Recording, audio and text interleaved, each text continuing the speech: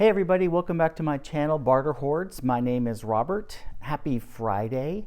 If you're in the middle of one of these huge heat waves like they are experiencing in Europe, surprisingly, but also here in most of the United States, stay cool. Read something good this weekend in the air conditioning. I had a pretty good reading week. I finished 3 books and I'll be finishing a 4th book this afternoon, so I'll go ahead and wrap that one up today too.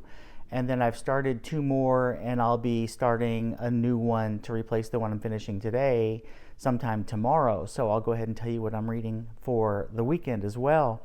The first book I finished, I mentioned last week that I wasn't really enjoying that much, and it didn't really change. I was almost done with it when I mentioned it last week, and that's The Mars Room by Rachel Kushner. This is a story about a woman who's in prison serving consecutive life sentences plus 6 years for a murder.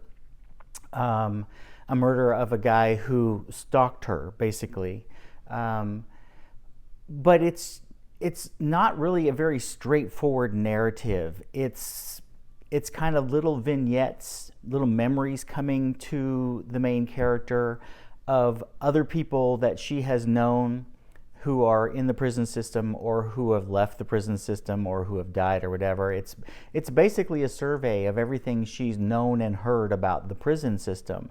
And in some ways, it's a condemnation of how our prison system in the United States seems to not allow for anybody to escape from certain social classes.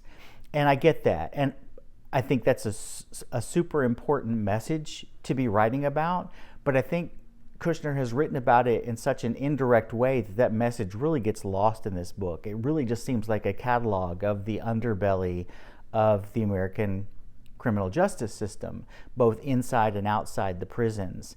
And I think if she had focused on 3 or 4 characters and really made us know those people as people, her message might have been much more compelling. As it was, nobody's memorable because you just get a little bit of information about each person spread out over a couple hundred pages.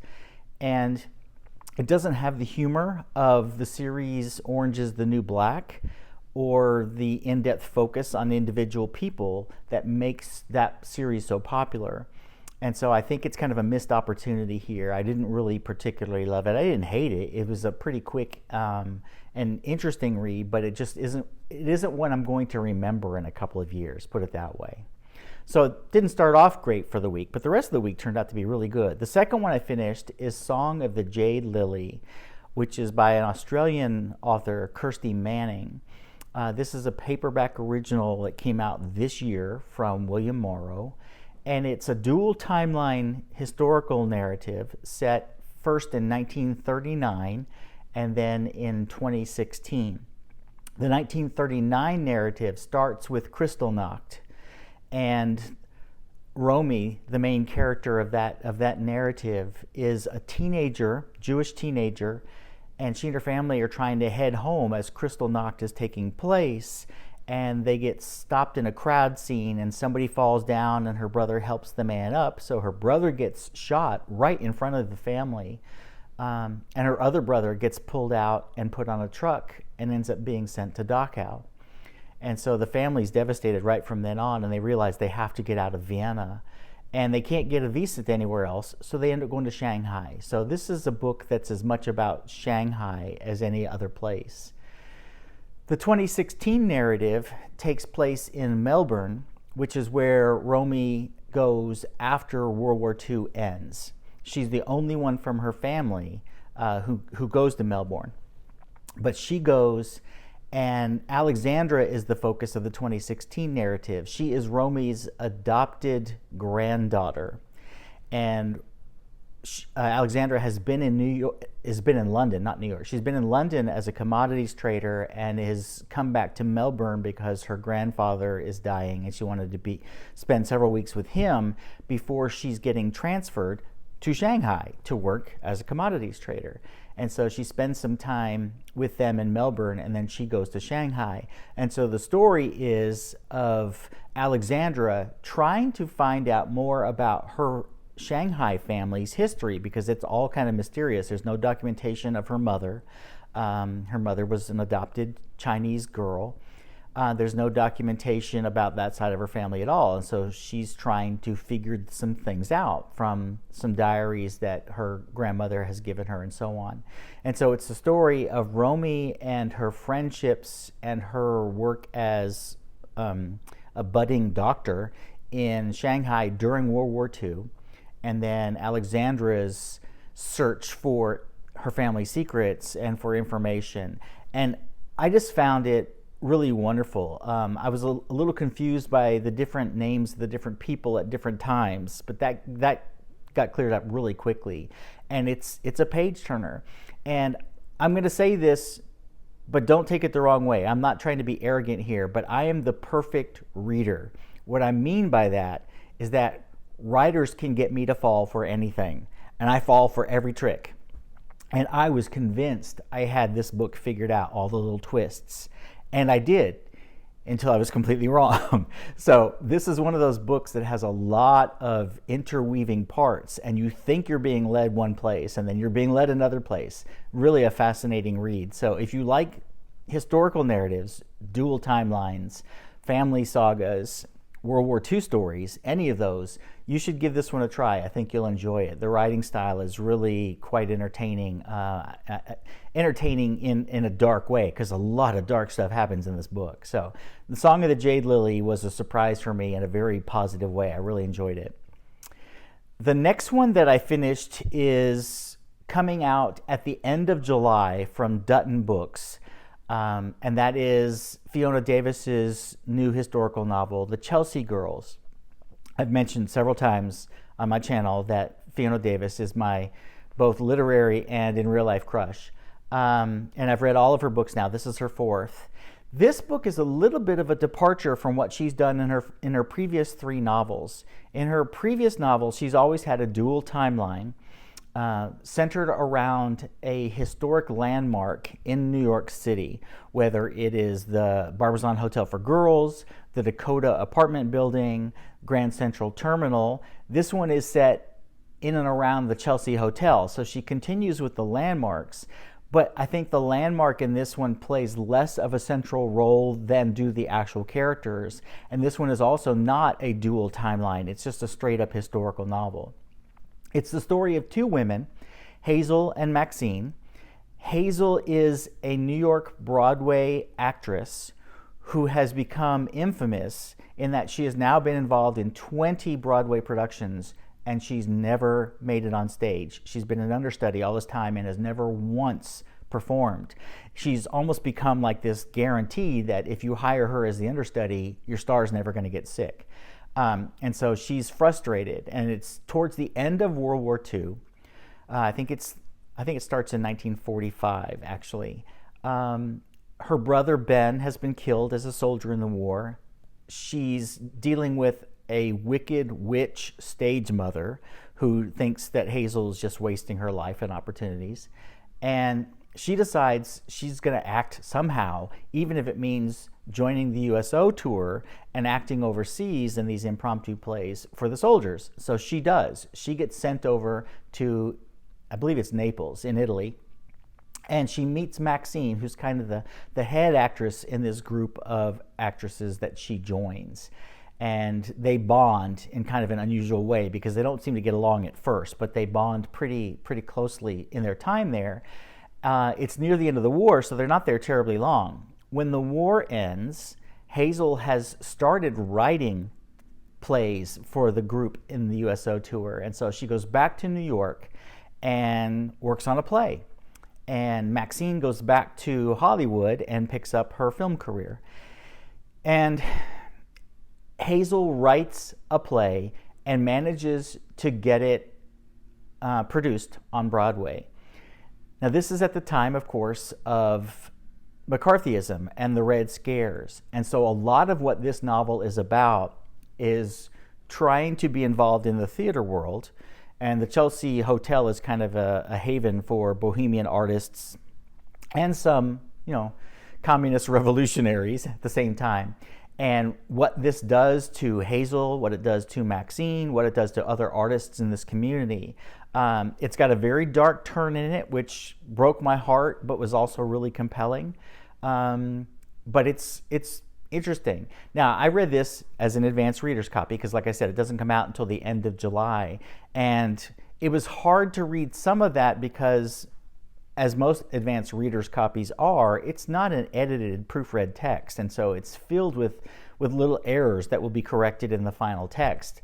And they're a little jarring at first until you realize, okay, this is not the way it's going to look when it comes out at the end of July. So once I got over that, I really enjoyed it, even though it is different from what Fiona Davis has done in the past. I mentioned that she's working on her 5th one now, which is about the New York Public Library. So she's sticking with the idea of these different landmarks in New York City, but she's kind of branching out a little bit in the way she approaches these stories about these landmarks. So that's the Chelsea Girls. It'll be out, I believe it's out July 30th from Dutton. And then the one that I am all but finished with, I'll finish it later this afternoon after I finish editing this video, is one of the original 48 titles on this year's BookTube Prize list, Girls Burn Brighter by Shobha Rao, which did not make it to the quarterfinals. And having read all but the last 50 or 60 pages or so, I'm kind of surprised it didn't advance. This book is really well written. Kendra asked me about this book because she's read another book by Shobha Rao, and so she was interested in this one. And I'll tell you, Kendra, right now, this is a book that's going to be frustrating for you because the book is great, but I think the audio is terrible. I listened to the first 2 pages on audio and had to just turn it off. The voice just was grating on my nerves after 2 pages. And I know that you struggle reading just text-based books with your headaches, so I don't know how you're going to approach this one, but it's such a good book. Maybe I'm just having a really good run with books set in India right now, but this is 2 in a row for me that I thought were just really brilliant books. This is the story of 2 young women. They're actually girls at the time the story starts. Purnima, who is the daughter of a weaver. They're very poor. They're working as hard as they can just to make ends meet, and their whole village is known for weaving these saris. And then another girl from another village, one village over, Savitha, comes to work the second loom in their house. Their house is their weaving business, and so she works the other loom. Now I've forgotten her name, Purnitha. Her father works the other loom. And so they become best of friends. They become inseparable, even though they're from slightly different castes, from slightly different economic backgrounds, from slightly different family backgrounds. They become inseparable. And then a series of devastating things happened really to both of the girls that separate them.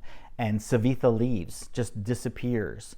And the rest of the book is the dual narratives, both Savitha and Purnima's efforts to try to get back to each other that cross continents. They go from India all the way to Seattle, Washington. It is just a beautifully written book, and I'm really enjoying it. This might be my 3rd 5-star read of the year. It's borderline whether it's 4 or 5 stars for me, but it's that good.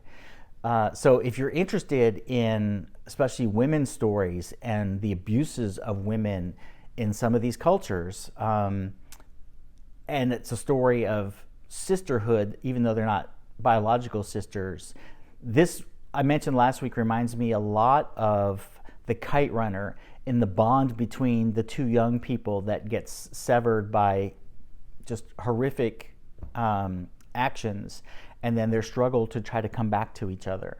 It's similar to that, I think, and in tone, but also I think in the emotional impact that this book has. So I probably won't recap it again next week since I'm nearly done, but just suffice it to say that it's a terrific book. So Girls Burn Brighter is one that if you haven't read, it is from last year, give it a shot. It's really, really good. So what am I reading now?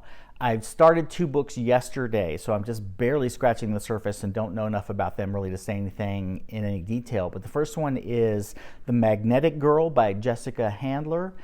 This is published by, I think it's Hub City Press in Spartanburg, South Carolina, so a smaller press. I've seen a couple people talk about this book so far, and I've just gotten started with it, and it's a little confusing to me at first. I'm hoping that confusion becomes clearer. It is a historical novel. It's set in the 19th century in the South. And I don't really want to say anything more until I've gotten further into it. The other one that I've started is coming out, I believe, July 16th. And that is the much awaited next book from Colson Whitehead, The Nichol Boys. Colson Whitehead, of course, is the author of The Underground Railroad, and he's dealing with a race issue in this book again, but a much more contemporary time. It's about a reform school in Tallahassee, Florida, that's no longer active, and all the stories that come out of the excavation of both the official cemetery there and the unofficial cemetery there. The Nichol Boys are the boys who were at this reform school. And so right now it's setting up the background of one of the main characters who is going to end up at the reform school. So I'm really looking forward to the rest of that one. It's not particularly long. It's only about 200 pages long, so it won't take me long to read that one. But that's going to be one of the much anticipated books of the summer. And then the third one I'll be starting tomorrow to fill the hole that I finished Girls Burn Brighter with will be another one of the BookTube Prize Original Field of 48. I'm down to about a half dozen of those that I haven't read of the 48. And one of them is She Would Be King by Wayétu Moore. And I don't know a lot about this other than it's gotten a lot of attention, obviously, but I don't know a lot about the actual story. So I'm not going to say anything about it now, but I'm looking forward to reading that one. So that's what I've been reading, what I'm about to be reading. I'm going to take a break from reading this afternoon and watch the quarterfinals match between the United States and France in the Women's World Cup. It's the match everybody's been waiting for. The number 1 and number 2 ranked teams in the world right now. Unfortunately, they're meeting in the quarterfinals instead of the finals, but that's the way it works sometimes. And trying to stay out of the heat. I am cycling again. I know it's the worst time of the year to try to get back into cycling after too long a break. I'm taking it extremely easy so I don't wreck my knee again. I am riding in the evenings, so the last hour before sunset, where the sun is not quite as devastatingly hot as it has been and the humidity is tolerable. Short rides, I'm doing my best not to push more than 5 or 6 miles at a time to make sure my knee has plenty of time to recover. So far, so good. Last night, I didn't ride because I actually went out in public with people to eat dinner at a restaurant. So that was traumatic. No, it was fine. A friend of mine who took over as the coach of Durham Academy has just recently come back from the national championships, and he's about to go teach at the camp that I helped found for the next 4 weeks. And so we grabbed dinner and just chatted about all the things that happened at nationals and all the things that he anticipates happening at 4 weeks of summer debate camp. I don't miss sleeping in dormitories for 4 weeks in the middle of the heat in both Fort Lauderdale and in Charlotte, North Carolina. It's a pretty brutal 4-week experience. I'm a little old for that nonsense. So that's what I've been doing. Everything else is fine. Scout is great. She says hi. Right now she's asleep on my bed and right on top of my pillow. And I will talk to you again probably midweek. I'll probably do a book haul this week, but it's going to be a relatively small one. Right now I only have 4 new books to share with you. So if something comes in the mail today or Monday, I'll add it to that book haul, but I'll do a quick haul on Tuesday or Wednesday, and I'll be back with you again next week. Have a great weekend, everybody. Bye-bye.